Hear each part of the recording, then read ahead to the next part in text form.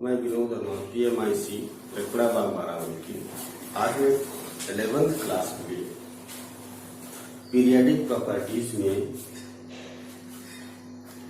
Ionization potential के बारे में यानी आयन विभव के बारे में बताना है।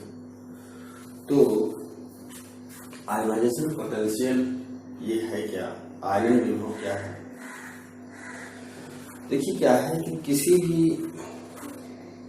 एलिमेंट के उसकी गैसियस स्टेट से, वो भी आइसोलेटेड गैसियस स्टेट से, मतलब विलग निकाय से और उसकी गैसीय अवस्था से, उससे एक इलेक्ट्रॉन निकालने में जो कम से कम एनर्जी लगती है उसको हम आयोनाइजेशन पोटेंशियल कहते हैं। The minimum amount of energy which is required to remove one electron from a isolated gaseous state of atom is known as ionization potential। इसका मतलब ये चीज है कि उस आइसोलेटेड होना चाहिए, मीन्स पृथक हो, अलग हो मॉलिक्यूल से, उसको हम सेपरेटली एटम में कन्वर्ट करें और उसको फिर जो है क्या है कि सॉलिड स्टेट से, अगर सॉलिड में है तो उसको जो है क्या है वेपर में लाएं, यानी उसको सब्लिमेट करने की जरूरत है और फिर उससे एक इलेक्ट्रॉन निकालने में जो भी एनर्जी रिक्वायर्ड होगी उसको जो है क्या है आयनाइजेशन पोटेंशियल कहते हैं। ये इस तरह करके है इसमें। तो हम इसको डिफाइन करेंगे कैसे कि the minimum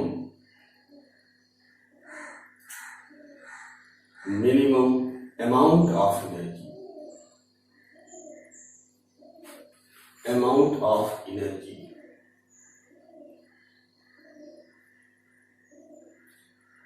required to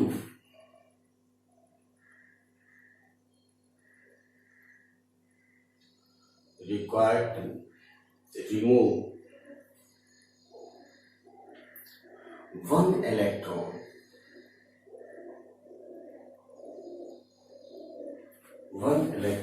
from an isolated gaseous atom is called ionization energy। ionization energy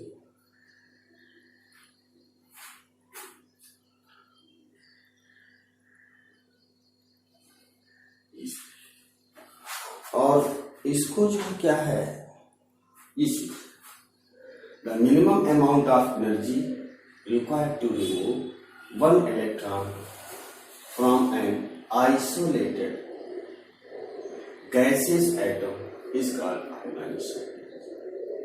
अच्छा, अब इसको हम जो डिनोट करते हैं वो जो है क्या है कि हम आई से डिनोट कर सकते हैं। देखिए यहीं पर भी हम लिख सकते हैं। तो आई की कुछ लोग भी कहते हैं या आई कहते हैं, इस तरह से हम डिनोट कर सकते हैं। अच्छा, इस एनर्जी को आयोनाइजेशन एंथैल्पी भी बोलते हैं और आयोनाइजेशन एनर्जी भी बोलते हैं, आयोनाइजेशन पोटेंशियल भी कहते हैं। तीन तरह इसके नाम हो सकते हैं। तो इस तरह से करके इसमें है। इसका मतलब ये जो प्रोसेस है वो एंडोथर्मिक है, यानी हीट हमको रिक्वायर्ड होती है, देनी पड़ती है। तो ये इस तरह से करके है इसमें। अब इसमें देखिए, अगर हम फर्स्ट इलेक्ट्रॉन रिमूव करते हैं उसके आउटर मोशन से ही जाहिर से बात करेंगे, तो जो एनर्जी रिक्वायर्ड होगी इसको हम फर्स्ट आइसोलेशन एनर्जी कहते हैं, denoted by I1। And likewise second and third electron को रिमूव करने के लिए जो एनर्जी लगती है उसको हम second isolation energy, third isolation energy कहते हैं, जिसको हम डिनोट करेंगे I2 एंड I3 रेस्पेक्टिवली। तो ये इस तरह से है इसमें तो हम ये भी कह सकते हैं कि the energy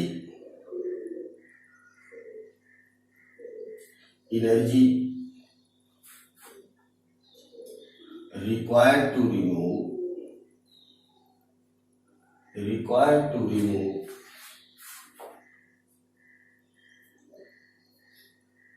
first electron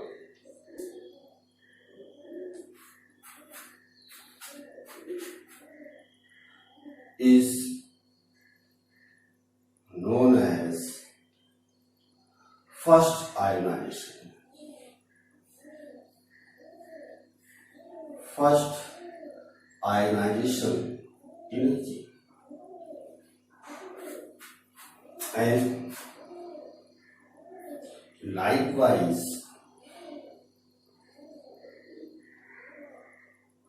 energies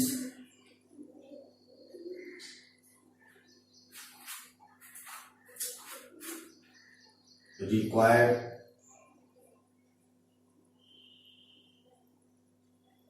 to remove second and third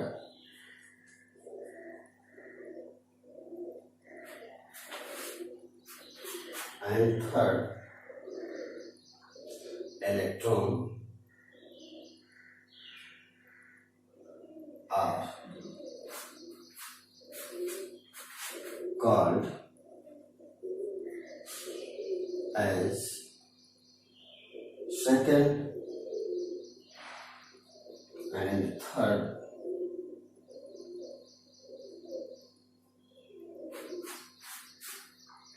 ionization, potential या ionization. तो इस तरह से इसको हम कह सकते हैं। इसका मतलब है, फिर से समझा देते हैं कि न्यूट्रल एटम से जब हम पहला इलेक्ट्रॉन रिमूव करेंगे तो एनर्जी जो लगती है उसको हम फर्स्ट आयोनाइजेशन एनर्जी कहेंगे, इसको आयन से डिनोट करते हैं। इसका मतलब है कि न्यूट्रल से जब इलेक्ट्रॉन रिमूव करेंगे तो एनर्जी थोड़ी सी कम लगेगी, लेकिन जब हम सेकंड इलेक्ट्रॉन निकालेंगे और जिसको निकालने के लिए जो एनर्जी लगती है उसको हम जो है क्या सेकंड आयोनाइजेशन एनर्जी कहते हैं, वो थोड़ी ज्यादा होगी। और इसके बाद क्योंकि हम एक मोनोवैलेंट कैटायन से एक इलेक्ट्रॉन रिमूव कर रहे हैं, कैटायन की साइज छोटा हो जाता है, साइज छोटा हो जाने पर वो न्यूक्लियस के अट्रैक्टिव फोर्स में ज्यादा जो है एक्सपीरियंस करेगा अट्रैक्टिव फोर्स, तो वो एक इलेक्ट्रॉन रिमूव करने के लिए हमें ज्यादा एनर्जी की आवश्यकता होगी। That is the energy which is required to remove second electron from monovalent cation is greater than energy required to remove first electron from neutral atom. Likewise, third ionization energy is also greater than second and first ionization energy because third electron is removed from divalent or bivalent cation, which is smallest in size in comparison to monovalent and neutral atom. इसका मतलब ये चीज है कि जब हम first electron निकाल रहे होते हैं तो क्या होता है कि आसानी से निकल आता है, क्योंकि न्यूट्रल एटम से हम इलेक्ट्रॉन रिमूव कर रहे होते हैं और न्यूट्रल एटम जो है क्या है कि साइज में बड़ा होगा। और इसी तरह से देखिए, अगर हम इसको रिएक्शन में करें, सपोज करिए मेटल कोई एम है और उससे एक इलेक्ट्रॉन निकालेंगे तो ये मोनोवैलेंट कैटायन बनाएगा, एक इलेक्ट्रॉन निकलेगी और इसकी जो एंथैल्पी है वो जो है क्या है, ये पॉजिटिव में होगी। एंथैल्पी में चेंज जब पॉजिटिव होगी, धनात्मक होगी, तो इसका मतलब है कि ये जो है क्या है कि एंडोथर्मिक प्रोसेस है। और इसको जो है क्या है हम I1 कह सकते हैं। ये क्या है डेल्टा H, ये I1 में फर्स्ट आयोनाइजेशन एनर्जी। तो ये मोनोवैलेंट कैटायन बन गया। अब मोनोवैलेंट कैटायन से एक इलेक्ट्रॉन जब हम रिमूव करेंगे तो ये देखिए डबल चार्ज आ जाएगा, एक इलेक्ट्रॉन अभी निकल रहा है, इसकी जो एनर्जी है वो भी इसी तरह से नेगेटिव, हम इसको I2 ऐसे भी लिख सकते हैं, ये नेगेटिव में होगी, ये भी नेगेटिव में होगी, इस तरह से कह सकते हैं, और पॉजिटिव होगी जिस तरह से I2 होगी। और इसी तरह से अगर हम बाइवैलेंट कैटायन से एक इलेक्ट्रॉन फिर रिमूव करें तो इस पर तीर जो है क्या है, चार्ज आ जाएगा प्लस का, और इसकी जो एंथैल्पी में चेंज होगा वो प्लस क्या है, I3। तो देख रहे हैं कि अब जो ये मोनोवैलेंट कैटायन है इससे छोटा हो जाएगा, इसलिए छोटे साइज से इलेक्ट्रॉन रिमूव करना है तो एनर्जी ज्यादा लगेगी, और जो बाइवैलेंट कैटायन है ये क्या है, इससे भी छोटा है, तो इससे भी जो इलेक्ट्रॉन निकालेंगे तो उससे जो क्या है कि एनर्जी और ज्यादा लगेगी। तो अगर हम इसका ऑर्डर देखें एनर्जी का, तो I3 is greater then I1, I2 is greater then I1। इसका मतलब है ये सबसे ज्यादा होगी, क्योंकि ये सबसे स्मॉलेस्ट साइज होगा जिससे हम इलेक्ट्रॉन निकालना है। तो इधर से इधर की तरफ जाएंगे तो आयोनाइजेशन पोटेंशियल ये क्या है, डिक्रीजिंग ऑर्डर में होगा।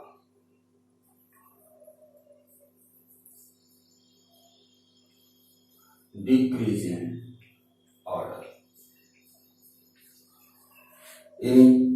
आयोनाइजेशन पोटेंशियल घटते क्रम में ये ज्यादा होगा, ये उससे कम होगा, ये उससे कम होगा, इस तरह के से है। तो ये चीज इस तरह से है। अब हम ट्रेंड्स देखें आयोनाइजेशन पोटेंशियल का या आयोनाइजेशन एनर्जी का या एंथैल्पी का। तो ट्रेंड्स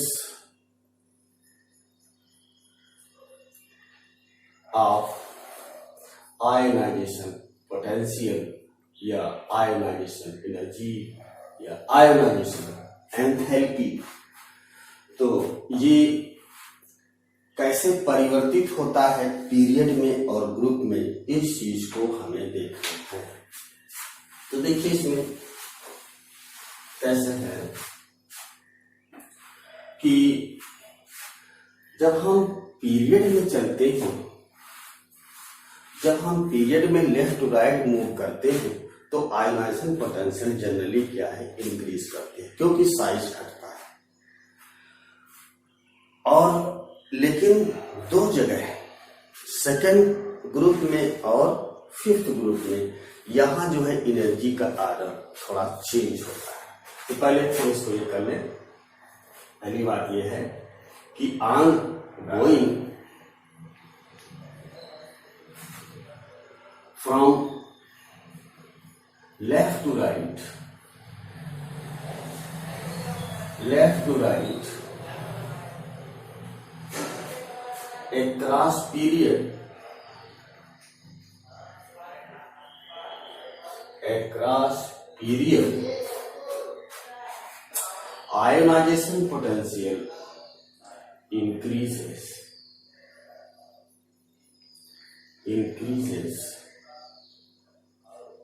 generally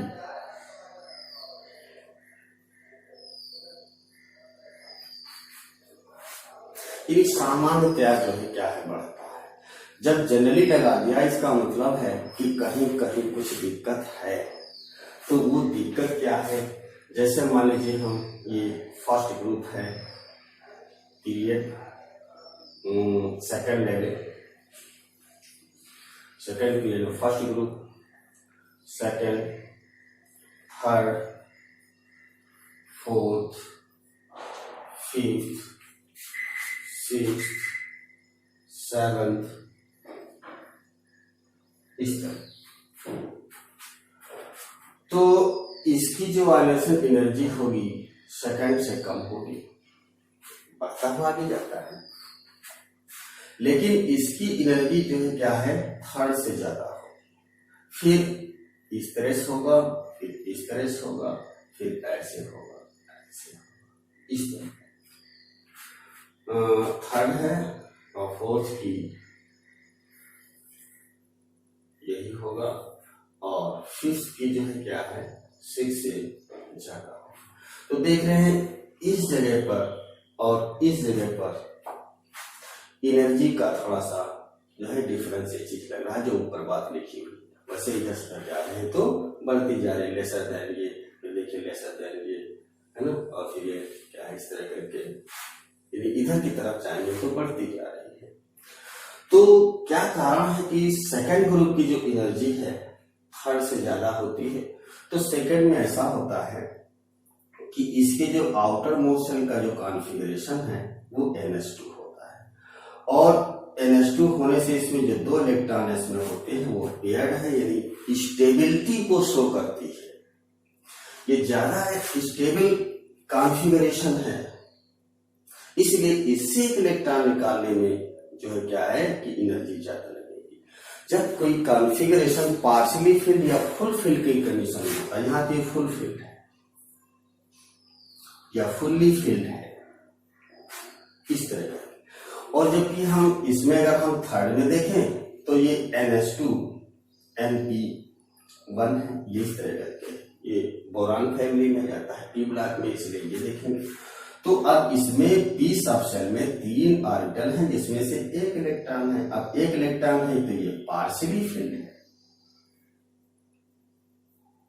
ये पार्शियली फिल्ड है, और ये इसका मतलब ये अनस्टेबल है, और अनस्टेबल है तो इससे एक इलेक्ट्रॉन रिमूव करने में एनर्जी ज्यादा नहीं लगेगी इन कंपैरिजन इसके। तो इसमें जो है क्या यहाँ ऑर्डर थोड़ा चेंज होता है, क्या होना चाहिए कि सेकंड की कम होनी चाहिए, थर्ड की ज्यादा होनी चाहिए, क्योंकि इंक्रीजिंग ऑर्डर में। लेकिन क्या होता है कि उसमें कॉन्फ़िगरेशन, इलेक्ट्रॉनिक कॉन्फ़िगरेशन के हिसाब से ये स्टेबल कॉन्फ़िगरेशन है कंपैरिजन में इसके, इसलिए इससे एनर्जी ज्यादा लगती है। तो इसी कारण है सेकंड ग्रुप में जो एलिमेंट जितने सारे हैं उनकी जो आयनाइजेशन एनर्जी है करस्पॉन्डिंग थर्ड ग्रुप के एलिमेंट्स की कंपैरिजन में जो है थोड़ा ज्यादा होगी। यही हाल हम यहाँ पर देखते हैं फिफ्थ ग्रुप में।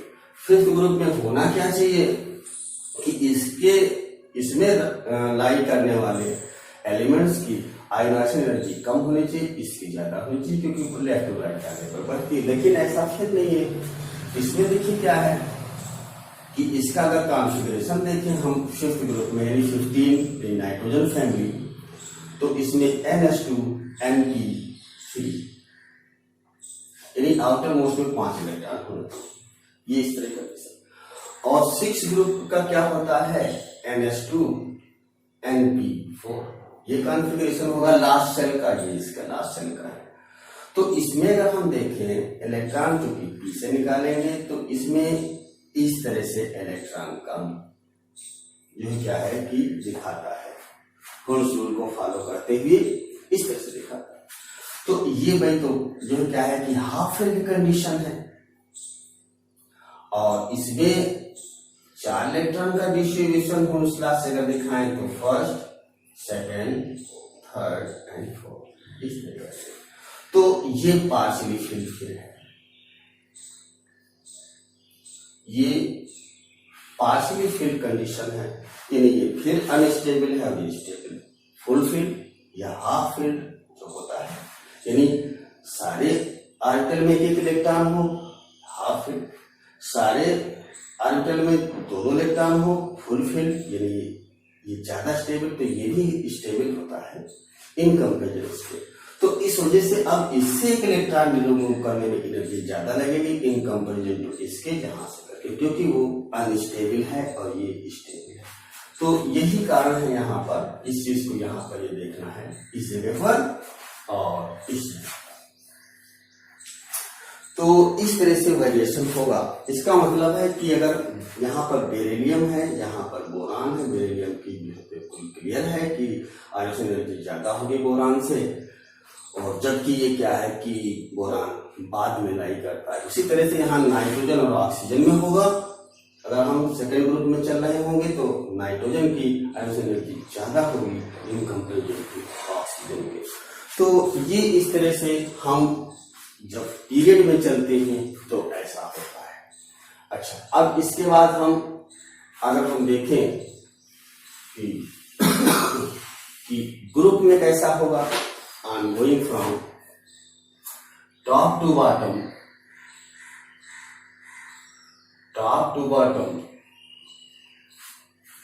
along या down the group.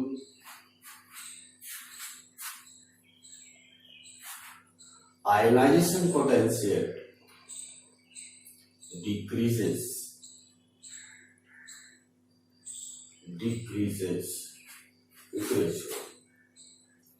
due to decrease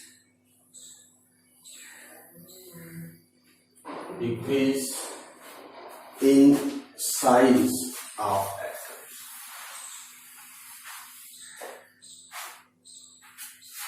In size of atoms.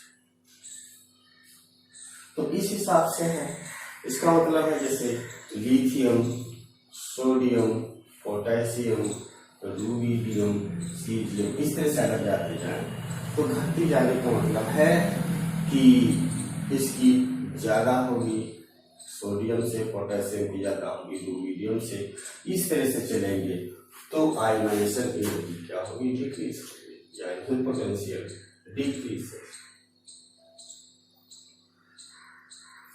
तो इस तरह से इसमें। अच्छा, अब एक चीज और हम देख लें कि इलेक्ट्रोनेगेटिविटी क्या है। इलेक्ट्रोनेगेटिविटी क्या है, इसको हम EN से भी डिनोट कर सकते हैं। तो इसमें देखिए क्या है कि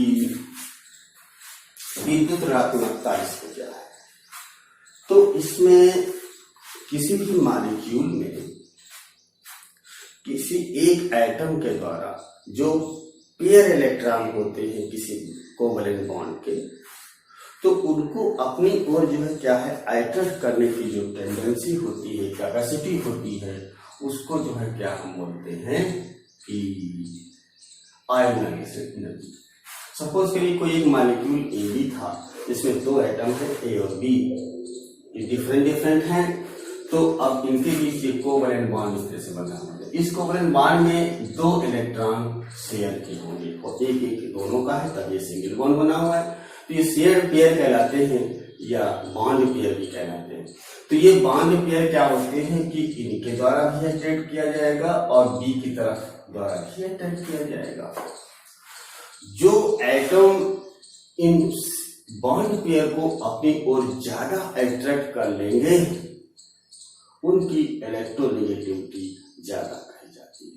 तो ये डिपेंड करता है कि ये पेयर किसके न्यूक्लियस के क्लोजर लाई करते हैं, यानी जो साइज में छोटा होगा तो वो जो और नॉन मेटेलिक कैरेक्टर रखता होगा, तो उस ओर जो है क्या है कि ज्यादा शिफ्टेड हो जाएंगे और उसका सपोज करिए B का ज्यादा है तो ये बॉन्ड पेयर थोड़ा इधर की तरफ शिफ्ट कर जाएंगे, तो इस पर पार्शियल नेगेटिव, इस पर पार्शियल पॉजिटिव हो जाएगा और नेचर बॉन्ड का पोलर हो जाएगा। तो ये इस तरह करके, तो कोवलेंट में ये चीज देखना है तो हम इसकी डिफिनेशन लिख सकते हैं कि the tendency to attract bond pair in of an atom in a covalent compound, a molecule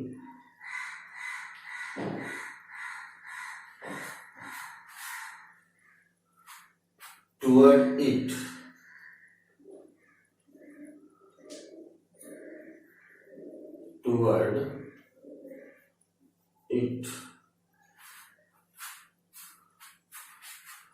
is called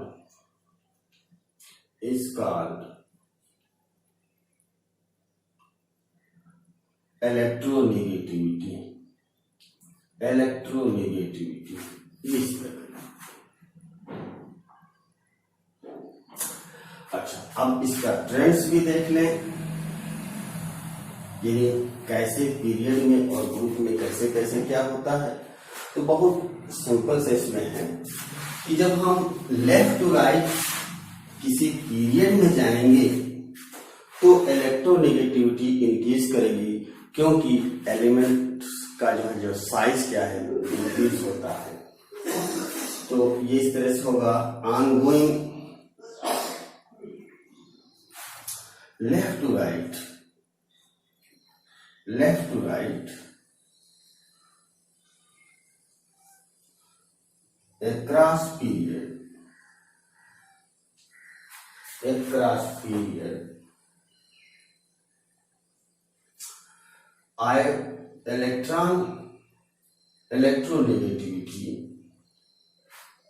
electronegativity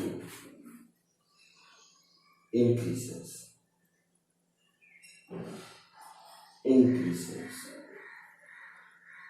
और दूसरी चीज ongoing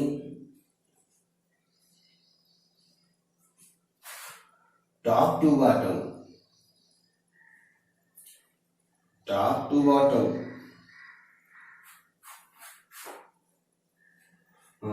along group electronegativity decreases.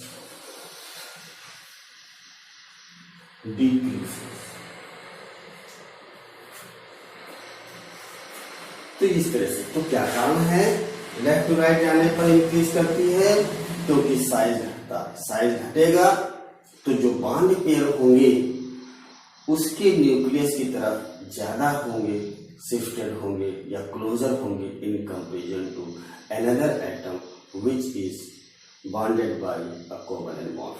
तो इसी तरह से टॉप टू बॉटम जाने पर डिक्रीज करेगी, नहीं घटती है, क्योंकि ऊपर से नीचे जाने पर साइज बढ़ता, साइज बढ़ेगा तो है ना, उससे दूर होगा बॉन्ड पेयर। जैसे क्या है कि अगर हम ये देखेंगे ये साइज छोटा है और ये जो है क्या है ये बड़ा है,